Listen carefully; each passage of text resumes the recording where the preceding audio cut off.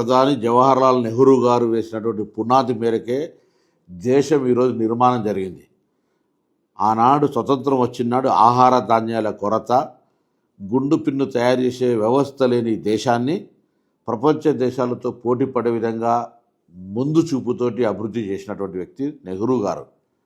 ఈరోజు నరేంద్ర మోడీ గారి పరిపాలన నెహ్రూ గారు పరిపాలించిన దానికంటే ఎక్కువ కావచ్చు, అభినందనలు.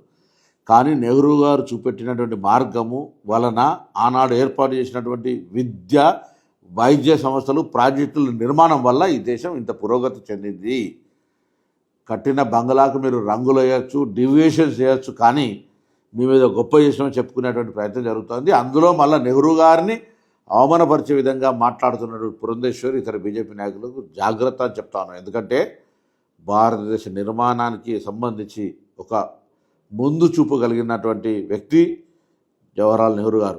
వారి ముందు చూపు వల్ల ఈరోజు 100 దేశాల్లో మరి సీఈఓలు మన భారతీయులు ఉన్నారంటే కానీ, ఈరోజు మన యొక్క ఆహార ధాన్యాలు బయటి దేశానికి ఎగుమతి అవుతున్నాయి. కానీ ఇక్కడ ఉద్యోగ అంశాలు నవరత్న కంపెనీలు కావచ్చు, ఇతరత్ర పెట్టి ఉద్యోగ సమస్యను పరిష్కరించడం కానీ, పారిశ్రామిక రంగంగా ఆ విధంగా ఈరోజు దేశం స్వయం సమృద్ధిగా ఎదగడానికి నెహ్రూ గారే కారణం.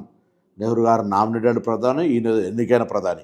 మతము తప్ప ఇంకొక మాట లేని రాజ్యాంగాన్ని అవమానపరిచి అప్రజాస్వామ్యానికి వేదికగా ఇలా చూస్తా ఉన్నాం. ప్రతిపక్ష పార్టీ ఉండద్దు.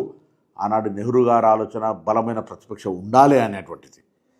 మీరేమో ప్రతిపక్షమో ఉండొద్దు అనే నియంతృత్వ వైఖరికి తేడా స్పష్టంగా కనబడుతోంది.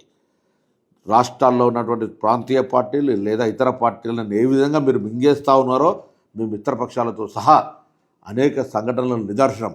కాబట్టి మీరు నీతి చెప్పి ఈ దేశంలో ఏదో పెద్ద గొప్ప చేస్తున్నాం అనుకుంటే పొరపాటు. ఈరోజు నెహ్రూ గారి పరిపాలన యొక్క బీజాలే ఈ దేశ అభివృద్ధికి సంబంధించినటువంటి కారణాలు అనే మాటను మరొక్కసారి తెలియజేస్తూ, నెహ్రూ గారు లేని చరిత్ర భారతదేశ చరిత్ర కాదు. ఈరోజు నరేంద్ర మోడీ గారిని ప్రశంసించుకోండి, కానీ ఇంకోరిని చరిత్రను అవమానపరిచే